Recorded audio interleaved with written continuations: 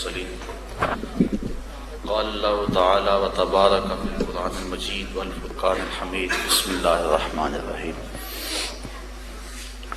يا أيها الذين آمنوا ادخلوا في السلم كافة ولا تتبعوا خطوات الشيطان إنه لكم عدو مبين صدق الله مولانا العظيم وصدق رسوله النبي الكريم الرؤوف الرحيم اللهم نور قلوبنا بالقرآن وزين أخلاقنا بالقرآن وادخلنا الجنة بالقرآن ونجنا من النار بالقرآن. قال الله تعالى وتبارك في شأن حبيبه مخبرا وآمرا إن الله وملائكته يصلون على النبي يا أيها الذين آمنوا صلوا عليه وسلموا تسليما. الصلاة والسلام وعلى آلك وأصحابك يا محبوب رب العالمين. الصلاة والسلام وعلى آلك وأصحابك يا رحمة العالمين. تمام حمد و ثنا، تعریف و توصیف اللہ جل مجدہ الکریم کی ذات پاک کے لیے جو خالق کائنات بھی ہے اور مالک شش جہات بھی. اللہ جل وعلا کی حمد و ثنا کے بعد حضور نبی اکرم شفیع امم رسول محتشم نبی مکرم اللہ کے پیارے امت کے سہارے رب کے محبوب دانائے غیور مالک رقاب امم فخر عرب و عجم والی کون و مکان سیاہ لا مکان سید انس و جاں سرور لالا رخاں نیر تاباں سر نشین مہوشاں ماہ خوباں شہنشاہ حسینہ تتمہ دوراں سر خیل زہرہ جمالاں جلوہ صبح ازل نور ذات لم یزل باعث تکوین عالم فخر آدم و بنی آدم نیر بدھا راستار ما اوہا شاہد ما طغا صاحب علم نشرہ معصوم آمنہ احمد مجتبی حضرت محمد مصطفیٰ صلی اللہ علیہ وسلم کے حضور ناز میں اپنی عقیدتوں ارادتوں اور محبتوں کا خراج پیش کرنے کے بعد واجب الاحترام ذوی الاحتشام برادران اسلام السلام علیکم ورحمۃ اللہ وبرکاتہ. سورۃ البقرہ سے آیت نمبر 208 آپ کے سامنے تلاوت کرنے کا شرف حاصل کیا. اسی کے ضمن و ذیل میں کچھ باتیں آج کی اس نشست میں آپ کے گوش گزار کروں گا. اللہ تعالیٰ میری زبان پہ کلمت الحق جاری فرمائے. ارشاد فرمایا یا ایھا الذین آمنوا ادخلوا فی السلم کافہ، اے ایمان والو اسلام میں پورے پورے داخل ہو جاؤ. ولا تتبعوا خطوات الشیطان، اور شیطان کے قدموں کی پیروی نہ کرو. انہ لکم عدو مبین، بے شک وہ تمہارا کھلا دشمن ہے. اہل ایمان کو اسلام میں داخل ہونے کی دعوت دی جا رہی ہے. یہ بظاہر حصول حاصل دکھائی دے رہا ہے. جو چیز پہلے ہی موجود ہو اس کا مطالبہ حصول حاصل کہلاتا ہے. جو لوگ اس حال کے اندر بیٹھے ہیں ان کو یہ کہا جائے کہ جو حال کے اندر ہیں وہ حال کے اندر آ جائیں تو یہ حصول حاصل ہو. جو لوگ باہر ہیں انہیں تو کہا جا سکتا ہے جو باہر ہے وہ اندر آ جائیں. جو پہلے ہی اندر ہیں ان کو یہ کہا جائے کہ آپ اندر آ جائیں تو پہلے ہی اندر موجود ہیں. تو یہ ہے حصول حاصل. اور حصول حاصل محال است، جو چیز پہلے ہی حاصل ہو اس کے حصول کا مطالبہ محال ہوا کرتا ہے. یہاں بظاہر وادی النظر میں حصول حاصل دکھائی دے رہا ہے.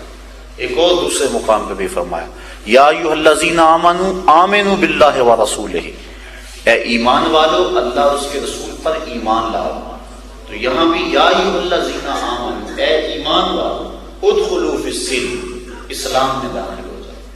تو اہل ایمان کو یہ کیوں کہا گیا ہے؟ امام رازی نے دیگر مفسرین نے اس پر گفتگو فرمائی اور 4-5 اقوال نقل فرمائے. ایک تو یہاں سے اہل تورات، اہل زبور اور اہل انجیل مراد. اے زبور، انجیل اور تورات پر ایمان لانے والوں، اب مصطفیٰ کریم قرآن لے کر آئے ہیں، اب اسلام کے دامن میں آ جائیں۔ ایک تو یہ ہے، اگر یہ اس کا مفہوم بیان کیا جائے تو حصول حاصل کا جو اعتراض پڑتا ہے وہ ختم ہو جاتا ہے۔ اجمال و تفصیل کا علاقہ بھی واضح بیان کیا، اے مجمل ایمان لانے والوں مفصل ایمان لیا، اے دعوی ایمان رکھنے والوں سر سے لے کر پاؤں تک اسلام میں آ جائے۔ اور اگر ہم اس کا شان نزول سمجھ لیں جو ابن جریر نے اور دیگر معتبر مفسرین نے بیان کیا ہے تو اس کا شان نزول سمجھتے ہی بات سمجھ میں آ جائے گی، اور یہ جو اعتراض ہے اس کا خود بخود دفیع ہو جائے گا۔ اس کے شان نزول کے بارے میں جمہور مفسرین نے جو رائے بیان کی ہے وہ یہ ہے کہ اللہ کے محبوب علیہ السلام جب مکے سے ہجرت فرما کے مدینہ تشریف لائے تو حضور کے چہرے کی چمک سے مدینہ کی گلیاں چمکنے لگی، اور شارح نے لکھا، ابن ماجہ شریف کی یہ روایت ہے جو میں نے آپ کے سامنے پڑھی، تو شارح نے لکھا ہے کہ وہ نور فقط مانوی نور نہیں تھا بلکہ حسی نور تھا۔ مانوی نور جس کو عقل نور قرار دے، علم نور ہے، ہدایت نور ہے، سچائی نور ہے، عدل و انصاف نور ہے، قرآن نور ہے، اسلام نور ہے، یہ وہ چیزیں ہیں جن کو عقل انسانی نور قرار دیتی ہے، اس کو کہتے ہیں مانوی نور، نور معنی۔ اور نور حسی وہ ہوتا ہے جس کا ادراک قوت باصرہ سے، آنکھ دیکھے، یہ جو چمکتا ہوا دیواروں کے اوپر نور کی کرنیں پڑ رہی ہیں، یہ لائٹ جو ہے اس کو کہتے ہیں حسی نور۔ حضور مدینے میں آئے تو مدینے میں نور آ گیا، تو اس نور سے مراد کیا مانوی نور تھا؟ شارح لکھتے ہیں ہاں مانوی تو مراد تھا ہی، لیکن لوگوں نے اپنی آنکھوں سے مدینے کی کچی دیواروں کو چمکتے ہوئے دیکھا تھا۔ اور ام المومنین حضرت عائشہ صدیقہ رضی اللہ تعالی عنہا کا وہ قول ہمارے سامنے اس بات کی دلیل ہے، فرماتی ہے میں سوئی گما بیٹھی اور حضور کے گھر میں جو دیا ہے اس میں جلانے کے لیے تیل نہیں ہے، تو میں پریشان تھی کہ حضور تشریف لے آئے۔ تو جب حضور تشریف لے آئے تو پھر آقا کریم مسکرائے، پھر ہوا کیا فَتُبُيَّنَتِ الْإِبْرَةُ بِشُعَاعِ نُورِ وَجْهِهِ، تو حضور کے چہرے کی چمک سے میری گمی ہوئی سوئی مل گئی، ایسی روشنی ہوئی، ایسے اجالے ہوئے۔ تو جب حضور مدینہ شریف تشریف لائے تو مدینے کی گلیاں حضور کے انوار سے چمکنے لگی، اور شاعر نے لکھا کہ یہ نور حسی تھا، لوگوں نے اپنی آنکھوں سے حضور کے چہرے کا عکس دیواروں پہ پڑتے ہوئے دیکھا تھا۔ اب آنے والا بڑے تم تراک سے، شان و شوکت سے، پروٹوکول سے، اعزاز و تکریم سے آیا تھا، تو آنے کی دہائی مچی تھی، کہیں طالع البدر علینا کی صدائیں، کہیں معصوم ننھی بچیاں تھی دف بجاتی تھی، رسول پاک کی جانب اشارے کر کے گاتی تھی، اور کہتی کیا تھی ہم ہیں بچیاں نجار کے عالی گھرانے کی، چھوٹے گھر کی نہیں ہیں بڑے گھر کی، نبی کے آنے کی خوشیاں منانے والے بڑے لوگ ہوتے ہیں۔ وہ کہتی ہیں ہم ہیں بچیاں نجار کے عالی گھرانے کی، اور کیوں گیت گا رہی ہیں آج؟ خوشی ہے آمنہ کے لال کے تشریف لانے کی۔ کتاب الہجرہ، مسلم شریف، دیگر آپ جگہوں پہ دیکھ سکتے ہیں کہ حضور کے آنے کا منظر کیا تھا اور کیسا ماحول تھا، کیسے چہروں پہ خوشیاں تھیں، اور صحابہ کس انداز کے ساتھ ینادون یا محمد یا رسول اللہ، کس انداز سے یہ نعرے لگا رہے تھے، طالع البدر علینا کی صدائیں کیسی تھی۔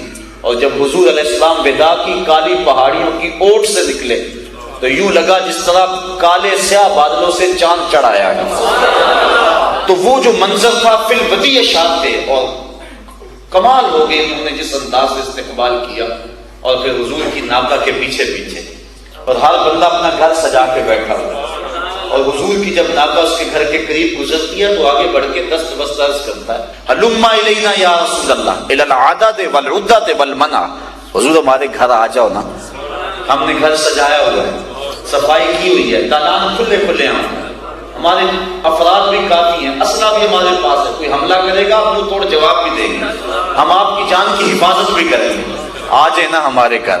اب آقا کریم کس کا دل توڑتے ہیں؟ ناکہ کی مہار اس کی گردن پر پھینک دی، کہا خلو سبیلا ناکتی مامورۃ من اللہ، راہیں چھوڑ دو، یہ میری اونٹنی اللہ کے حکم پہ مامور ہے، جہاں خدا کہے گا وہاں یہ اونٹنی بیٹھ جائے گا۔ جب قبیلہ بنو نجار کے محلے سے گزرے، اور آپ جانتے ہیں یہ حضور کے ننیال کا محلہ ہے، اور جب یہاں سے گزرے تو انہوں نے کیا کہا؟ ہلما الی اخوالنا الی العادت والعدت والمنع، حضور ادھر تو آ جاؤ نا، یہ تو آپ کے ماموں کے گھر ہیں، یہ تو آپ کے اپنے گھر ہیں، لیکن فرمایا نہیں، خلو سبیلہ، اس کی راہیں چھوڑ دو۔ پھر ہوا کیا؟ نیویں آدھا پرونا ہے میرا دلی، کوٹھے آتے چڑھے ویکھتے رہ گئے۔ اور پھر سہل اور سہیل دو یتیم بچے تھے جن کی خالی جگہ پڑی ہوئی تھی، مدینے والے وہاں کھجوریں خشک کیا کرتے تھے، چھہارے بنایا کرتے تھے، اونٹنی جا کے وہاں بیٹھ گئی، اٹھایا تو پھر بیٹھ گئی، پھر اٹھایا تو پھر بیٹھ گئی۔ قریب ترین مکان حضرت ابو ایوب انصاری کا تھا، وہ بھاگ کے آ گئے، عرض کی حضور اب تو میرے مقدر جاگ چکے ہیں، اور پھر زبان حال سے کیا کہہ رہے ہیں؟ مدوز شاہ شاہاں مہماں شدست مارا، جبریل با ملائک درواں شدست مارا۔ لوگوں آج شاہوں کا شاہ ہمارا مہمان بنا ہوا ہے، اور جبریل فرشتوں کو ساتھ لے کر آج ہمارے گھر کا پہرا دے رہا ہے۔ وہ کیا منظر تھا، طالع البدر علینا کی صدائیں، یہ تصور میں ہم اس منظر کو دیکھ رہے ہیں تو اتنا لطف آ رہا ہے۔ اور جب صحابہ نے کھلی آنکھوں سے وہ منظر دیکھا ہوگا، کیا کیفیت ہوگی ان کے دل کی، کیا ان کے اندر جو ہے وہ نور اترا ہوگا، کیسی بہار آئی ہوگی مدینے کی گلیوں میں، کیسے روشنی اور اجالے پھیلے ہوئے ہوں گے مدینے کی گلیوں میں۔ اب حضور کا سنا، تذکرہ سنا، اس انداز سے لوگ لپکے بھڑے، جو بھی آتا ہے حضور کی زیارت کرتا ہے۔ آپ جانتے ہیں کہ مدینے میں یہودیوں کا ایک خاصا نیٹ ورک تھا، ان کے علماء بیٹھے ہوئے تھے اور ان کے نذرانوں کا کاروبار چلتا تھا۔ اب جب لوگ راہب ہونے لگے وہ پریشان ہو گئے، کہیں ہمارے نذرانے ختم نہ ہو جائیں۔ ان کے علماء باہم جڑے مل بیٹھے، اب کیا کیا جائے؟ عبداللہ ابن سلام پڑھے لکھے شخص تھے یہودیوں میں سے، اور بات کرنے کا ڈھب اور سلیقہ بڑا تھا انہیں۔ کہا عبداللہ ابن سلام تم جاؤ اور جا کے اس شخص سے بات کرو، سوال کرو، اعتراض کرو، اگر جواب معقول ملے تو پھر ہم ماننے کے لیے سوچیں گے، ورنہ ڈٹ کے کہیں گے وہ تو ہمارے سوالوں کا جواب نہیں دے سکتا۔ عبداللہ ابن سلام گھر سے نکلے، علماء یہود کے ہاتھ اٹھ گئے، لیکن تقدیر مسکرا کے کچھ اور ہی کہہ رہی تھی۔ سودا لینے کے لیے بازار گئے، ہاتھ اس کے بکے جس کے خریدار گئے۔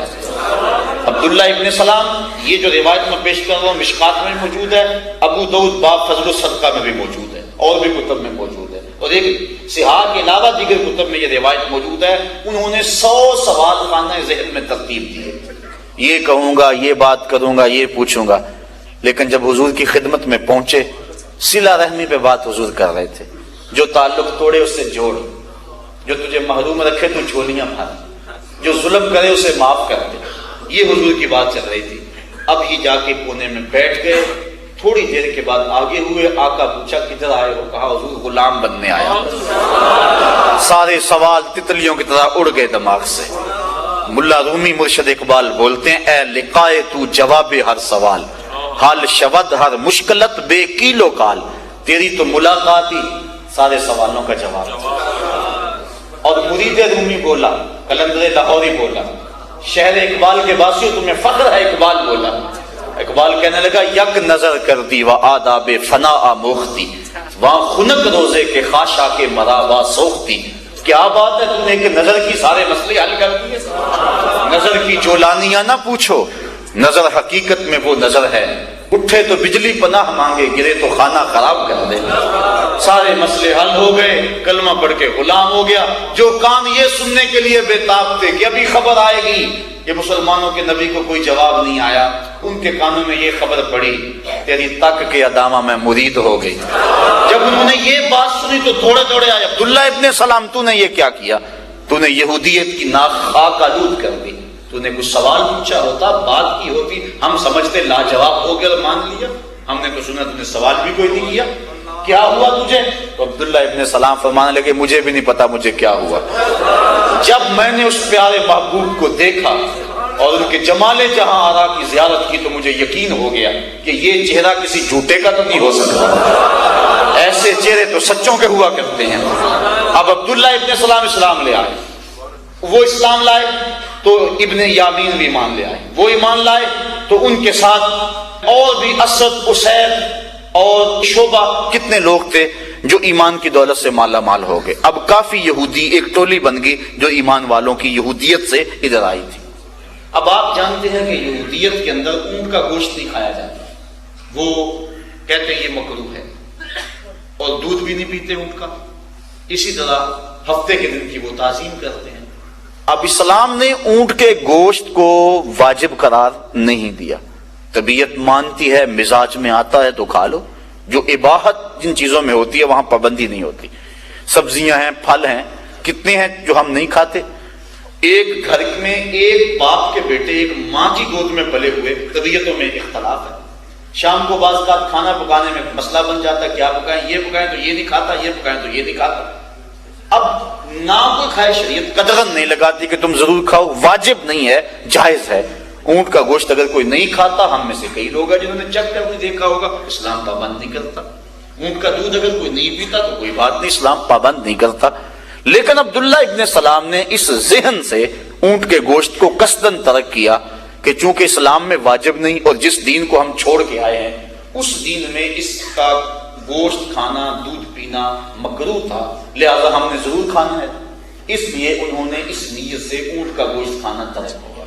بلکہ ایک روایت میں ہے کہ انہوں نے حضور سے عرض بھی کی، حضور ہم دو شریعتوں پر عمل کرنے کی طاقت رکھتے ہیں، ہم دین مصطفیٰ پہ بھی عمل کریں، دین موسیٰ پہ بھی عمل کریں، ہم طاقت رکھتے ہیں اس پر۔